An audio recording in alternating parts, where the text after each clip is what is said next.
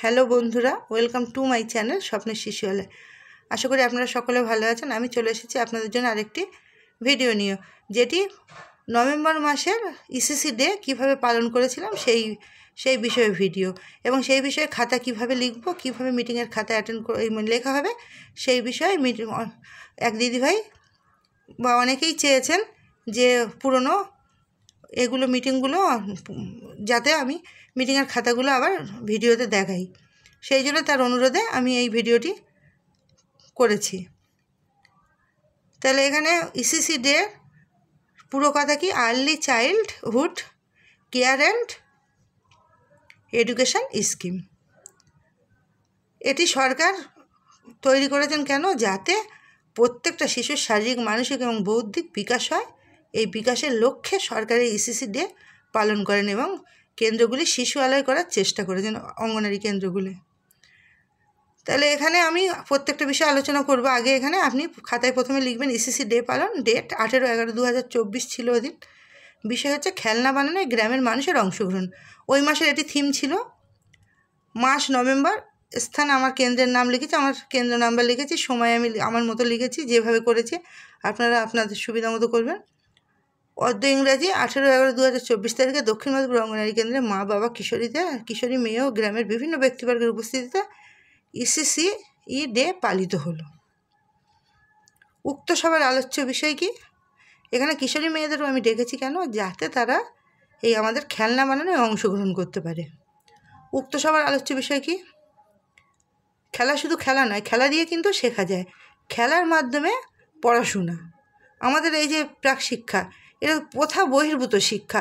কোনো রকম ঝামেলা নেই, কোনো বকুনি নেই, কোনো শাসন নেই। বাচ্চা তার ইচ্ছা মতো খেলবে। ইসিসির 5টি লক্ষ্য আছে। সেটি হচ্ছে শারীরিক যাতে বিকাশ হয়, সূক্ষ্মপেশী বৃহৎপেশীর বিকাশ যাতে হয়, বিকাশ ঘটানো, সামাজিক, বৌদ্ধিক, মানসিক বিকাশের মাধ্যমে শিশুকে নির্দিষ্ট লক্ষ্যে পৌঁছে দেয়। এগুলো হচ্ছে ইসিসির 5টি লক্ষ্য। এর আবার 4টি থিমও আছে। সেটি ইসিসির 4টি থিম হচ্ছে সামাজিক বিকাশ, শিশু আবেগপ্রবণ হয়ে যে আবেগের বিকাশ ঘটবে, শারীরিক ও বৌদ্ধিক বিকাশ ঘটানো, এগুলো হচ্ছে এর থিম। বিভিন্ন রকম খেলার মাধ্যমে, ছড়ার মাধ্যমে, গল্পের মাধ্যমে, হাতের কাজের মাধ্যমে শিশুর এই বিকাশগুলো ঘটিয়ে দিতে হবে। আর এইগুলো কে করবেন? অঙ্গনারী কর্মী। যার জন্য প্রত্যেকটি অঙ্গনারী কেন্দ্র, নিজস্ব কেন্দ্রগুলিকে সরকার শিশু আলয় করার চিন্তাভাবনা করেছেন, যাতে বাচ্চাদের সুস্থভাবে এবং বাচ্চা শিখতে পারে এবং বাচ্চার তার কোনো রকম অসুবিধা না হয়।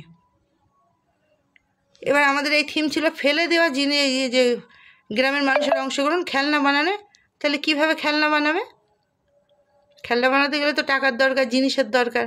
আমরা তো সেগুলো কোথায় পাবো? সেই জন্য আমাদের কাজ হচ্ছে ফেলে দেওয়া জিনিস দিয়ে কিভাবে খেলনা বানানো যায় কম পয়সা খরচা করে। যেমন বোতল, ফেলে দেওয়া বোতল, কাদামাটি, কাগজের থালা, ছেঁড়া কাপড়, পিসবোর্ড, যে আমরা কাপড় চোপড় কিনি সেই পিসবোর্ড ইত্যাদি নিয়ে অল্প খরচে অঙ্গনারী সেন্টারে এসে খেলনা বানাবেন গ্রামের মানুষেরা।